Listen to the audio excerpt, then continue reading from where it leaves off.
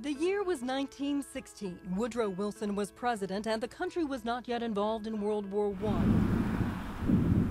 Eatonton, Georgia was a small farming town then, and Putnam County was fast becoming known as the dairy capital of the state. But the town made headlines one January night when the Eatonton school burned to the ground. The community came together to rebuild it in a record 11 months, using famous architect Charles Choate to design it.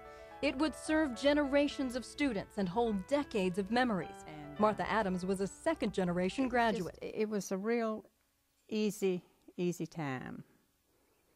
My mother and all of her siblings went to school here, and my husband and his siblings went to school here, and I went to school here. I can remember getting dropped off in the first grade, being so nervous coming in the door to Miss Strickland's class, but she was the greatest little teacher you'd ever want. Mike Roundtree remembers when the old school was the place to be. Yeah, it was always a gathering place. Yeah, we'd meet you at the ball field, and we said ball field. You knew where we were going. We were going to the Little League field. In the late 1970s, the school became a Head Start center and then later an early childhood development center. But time and lack of funding took their toll, and what was once a crown jewel of the town fell into disrepair. When I first came in, it just broke my heart to see what kind of shape everything was in. Then in 1998, an idea was born of a Putnam County leadership program. Tom Rossiter, a relative newcomer to town, suggested renovating the old school, turning it into a community arts center, giving it new life. He remembers the first time he walked through the building. The ceiling was coming down and the windows were out and everything was terrible. But the whole area, the whole room, they don't make rooms like this anymore. It was really, it was something. All I could see was, wow, this is a great facility, but it was falling down. City officials endorsed the idea, and then Mayor Billy Dabbs got behind it. He appointed Eatonton native and 20-year city councilman Ulysses Rice to help. The men forged a partnership that would last until Rice passed away in 2005. He left a legacy of service and a project well underway. He was a big influence on helping us to bring all of the community together about this project. He was a big part of that.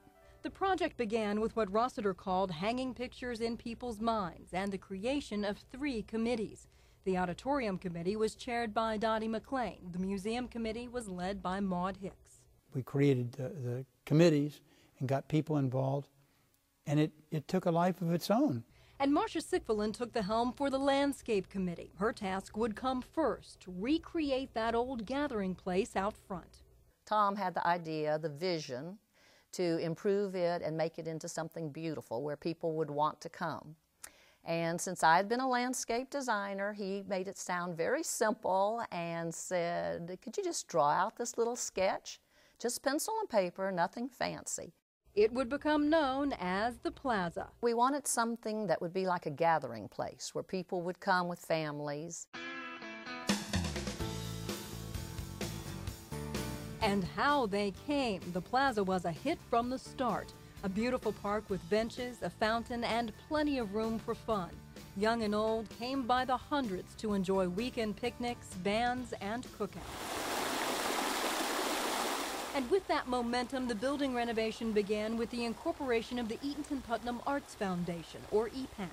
They would work tirelessly for almost a decade.